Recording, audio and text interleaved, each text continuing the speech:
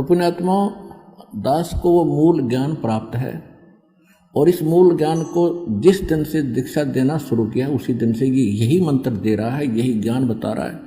आज सभी सहयोगी सदग्रंथ उन महापुरुषों के अमृतवाणी भी आज समर्थन दे रही है कि हम जो कर रहे हैं वो सही चल रहे हैं। ये ज्ञान अभी तक छुपाना अनिवार्य था। उन महापुरुषों को सख्त निर्देश थे भगवान के और वो दृढ़ भगत थे, वो सच्चे भगत थे भगवान के, तो उन्होंने उस बात को दृढ़ता से पालन किया।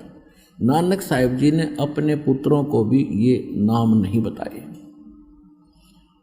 केवल यही मंत्र बताए थे जो उन्होंने फिर आगे चल के छोड़ दिए इस कारण से कि ये तो इन ब्रह्मा विष्णु महेश की पूजा ये हम नहीं करेंगे, ये पूजा नहीं है। यही बात बिगड़ रही है क्योंकि हमें ज्ञान तो रहा ही नहीं। अब हमने किसी से उधार लोन ले रखा है, बैंक से ले रखा है या किसी और से ले रखा है।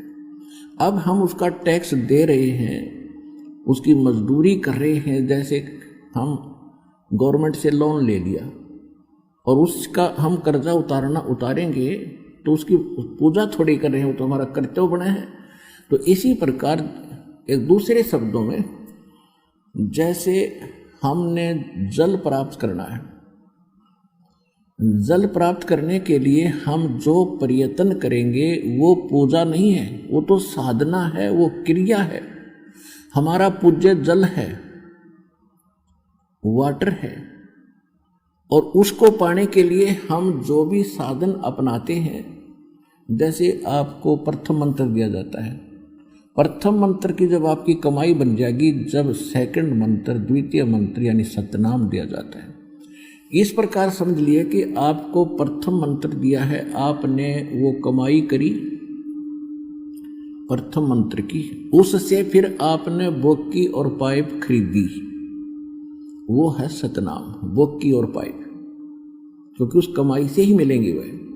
पहले आपने मजदूरी की उन 7 नाम की, पहले ये 5 नाम थे, क्योंकि पहले जो ये नाम दिया जाता, जो आपको दिया जाता है प्रथम मंत्र सत्सुकृत अवगत कबीर, तो लोग वैसे ही नहीं स्वीकार करते कि कबीर ये तो दानक साल है, ये कोई मंत्र हुआ। और गरीबदास पंथ में भी मेरे सतगुरु, मेरे गुरुदेव के अतिरिक्त इस ऊपरले मंत्र का कोई जाप नहीं करता था, और नीचे वाले को छोड़ देते थे, कहते ये तो मृत्यु के समय करना होता है, सत्यम यानी राम नाम सत्य है, इसको छोड़ दो। वो बीच वाले भी कोई कुछ जपता है, कोई वो भी नहीं जपते। तो कहने का भाव ये है कि ये मालिक की मेहर हुई है आपके ऊपर, आपका सौभाग्य के मनुष्य जीवन और ऐसे समय में। तो ये सब सिद्ध हो गया कि नानक साहिब जी के पंथ में ये रामदास जी की वाणी मैंने सुनाई आपको। रामदास जी तीसरे गुरु, सिख गुरु साहिब थे। पहले नानक जी, दूसरे अंगद जी और तीसरे रामदास जी हुए, और आगे फिर रामदास जी की ही संतान ने ही 4-5 गद्दियाँ और चलाई हैं। तो कहने का भाव ये है कि ये मंत्र जो आज उन्हीं नानक साहिब की वाणी है, ये वैसे तो जो दास आपको सुना, लेकिन रामदास जी ने इसका पाठ किया था, इसका जाप करते थे। इनके जाप से इनमें सिद्धि शक्तियाँ आ गई, जिस कारण से ये कुछ चमत्कार भी दिखाते रहे। और इसी मंत्र का जाप किया करते थे सिख गुरु गोविंद सिंह जी, और इन्होंने इसको बताया है, ये दुर्गा का पाठ है, दुर्गा का पाठ है, इसमें लिखा है। तो कहने का भाव ये है कि हम आपको दास ये सिद्ध करना चाहता है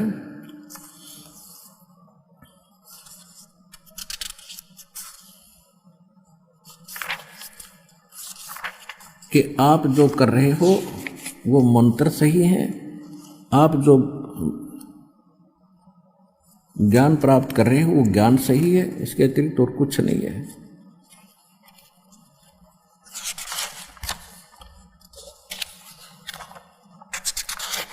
इसको दुर्गा मंत्र कहा है इन्होंने, दुर्गा मंत्र, लेकिन ये दुर्गा मंत्र नहीं है। ये इसको, जैसे हमने इसको ब्रह्म गायत्री मंत्र का एक नाम दिया है, क्योंकि ये ब्रह्म तक के ही साधनदे हैं, जितने इसमें ये 5 नाम थे, लेकिन फर्स्ट एंड लास्ट है ये परमात्मा का मंत्र है। तो कहने का भाव ये है पुण्यात्माओं, तो ये भी स्पष्ट हुआ कि जो मंत्र आप कर रहे हो ये सही है। जैसे इनकी साधना, हम साधना कर रहे हैं, इनकी पूजा नहीं कर रहे। इनकी साधना करें। साधना क्या है? पूज्य वस्तु को पाने के लिए किया गया प्रयत्न, वांछित वस्तु को प्राप्त करने के लिए, इष्ट वस्तु को प्राप्त करने के लिए किया जा रहा प्रयत्न, उसको साधना कहते हैं। साधना पूजा नहीं होती। अब जैसे सतनाम का जो 2 अक्षर का मंत्र है, ये प्रथम मंत्र तो आपको संसारिक लाभ देगा यहाँ के, क्योंकि हमारे ऊपर बहुत घना ऋण हो गया है और यहाँ के प्रबंधक हैं ये गिने चुने दुर्गा जी, ब्रह्मा जी, विष्णु जी, शिव जी, गणेश जी, और इन्हीं से हमें प्राप्त होता है और इनका कर्जा हमारे ऊपर हो गया है। इस कर्ज को उतारने के लिए, स्वदेश जाने के लिए हमने इनसे ऋण मुक्त होना पड़ेगा। तो ये जो मंत्र आप के दिए जाएंगे ये इनको विशेष प्रभावित करते हैं। ये विवश है इसके प्रतिफल तुरंत देने के लिए। जैसे कई बार आपको उदाहरण देता है दास के, जैसे भैंसे को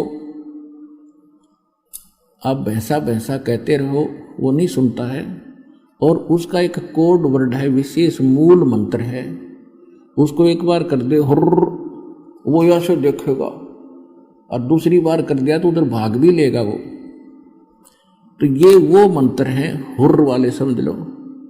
इन मंत्रों के जाप करने से, जब सही ढंग से आप जाप करोगे श्रद्धा से, ये सतर्क हो जाते हैं और ये विवश हो जाते हैं, खिंचे आते हैं। जैसे आपने देखा हो कई गारुड़ सर्प को दूर से बुला लेते अपनी बीन व्यान बगा बजा के, मंत्र मंत्र बोल के। तो ये वो मूल मंत्र है, अजब मंत्र है, गजब मंत्र है जो आपको प्राप्त है।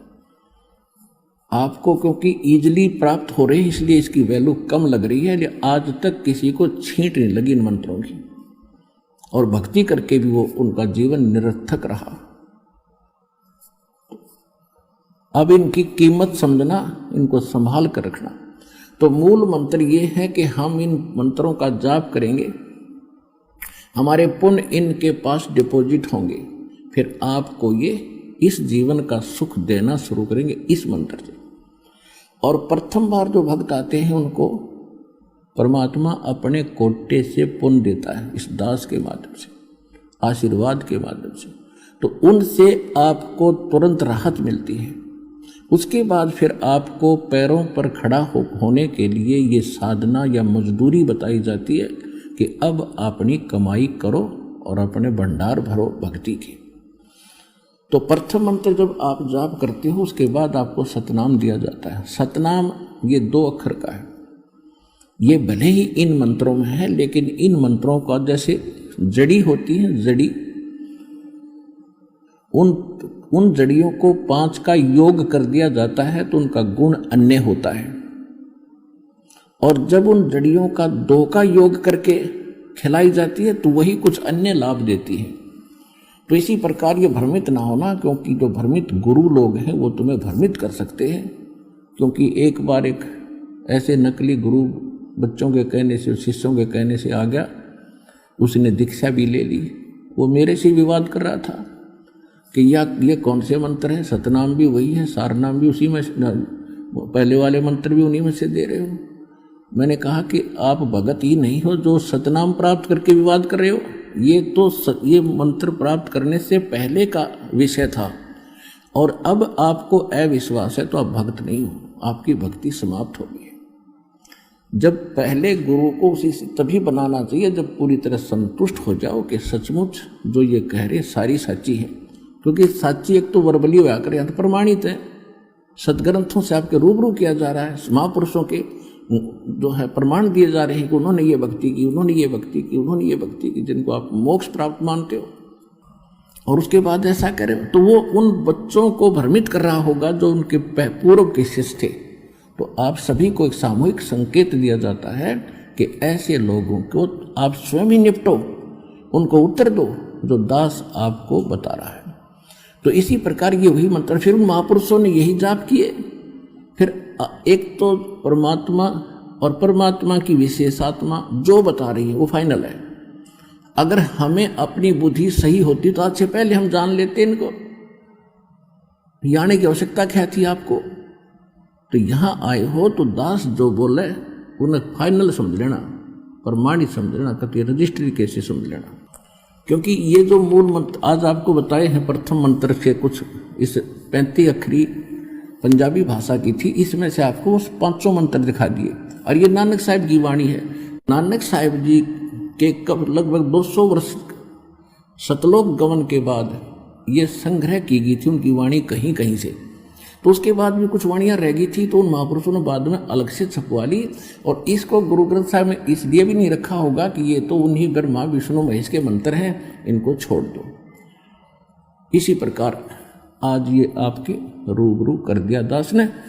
और दास पहले भी कहा करता था कि ये 5 नाम जो जाप करा करते नानक साहब, और यही बताया करते थे, लेकिन सतनाम उन्होंने किसी को नहीं बताया। अब जो प्रसंग चल रहा है कि प्रथम मंत्र, ये इनकी पूजा नहीं है, ये तो हम मजदूरी करके और इनका ऋण उतार रहे हैं। जैसे आपने लोन ले रखा है, या आपके ऊपर कोई बिजली का बिल ज़्यादा है, कनेक्शन कट गया, आप भर नहीं सके, टेलीफोन का बिल नहीं भर सके, कनेक्शन कट गया, तो सुविधाएं समाप्त हुई। उन सुविधाओं को पुनः प्राप्त कराया जाता है। एक गुरु जो है परमात्मा का कृपा पात्र आपका गारंटर बनता है, आपका गारंटर बनता है, जमानती बनता है, और इन ब्रह्मा विष्णु महेश के सामने जाकर कहता है इनके ये चालू करो, इनके कनेक्शन चालू करो, ये आपका टैक्स किस्तों में देंगे।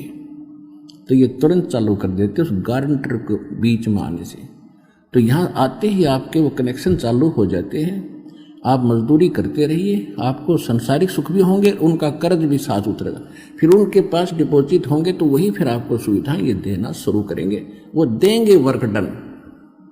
और इसके अतिरिक्त परमात्मा आपको अपने कोटे से पहले आपकी कुछ उनके खाते में जमा कराते हैं, तब वो चालू करते हैं आपकी सुविधाएं, पुनः आपको सुख देना शुरू करते हैं। तो इस प्रकार फिर हमने सतनाम प्राप्ति करनी है। सतनाम के लिए 2 अक्षर का मंत्र है, उसको श्वास और उश्वास की बोकी लगानी होती है। जैसे हम जल प्राप्ति करते हैं, जैसे हम जल प्राप्ति करने के लिए हैंडपंप लगाते हैं, तो हमारा पूज्य है जल,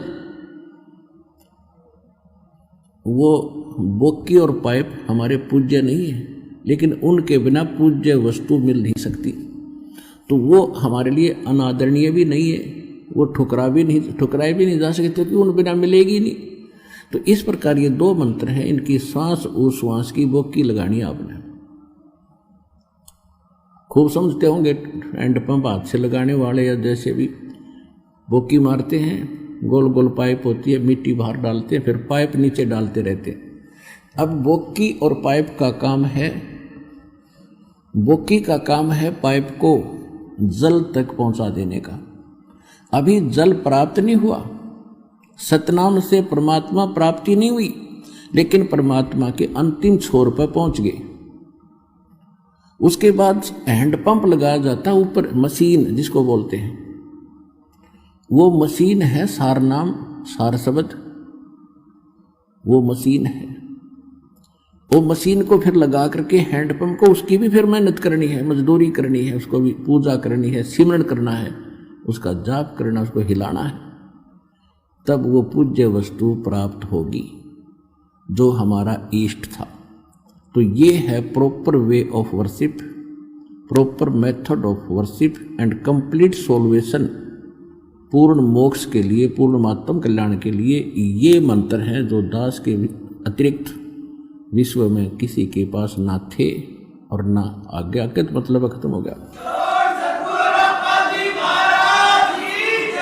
और ना ही वर्तमान में अब किसी के पास है। लेकिन उन महापुरुषों को पता था, वो जाप करते थे, जिनको भगवान मिले और उनको सीधे यही मंत्र दिए थे, लेकिन उनको कसम दिला दी थी, प्रतिज्ञा दिला दी थी कि अभी इनको सार्वजनिक नहीं करना। तो इसी कारण से ये आज तक छुपा के रखना था, ये धन आपके ऊपर बखेरना था। आप कितनी पुण्यात्मा हैं जो सतलोक आश्रम बरवाला से जुड़ रहे हो, आपको नहीं पता, क्योंकि लाल की कीमत जोर ही जानता है। ये दास वो जोर ही है जो आपके पुण्यों से कितना परिचित है, आप कितनी अच्छी आत्मा हो भगवान की, जिनको ये कंप्लीट कोर्स प्राप्त हुआ।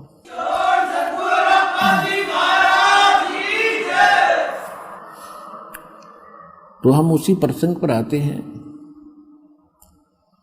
दुख में सुमरण सब करे, सुख में करे ना कोई। जय सुख में सुमरण करे, तो दुख कहे को।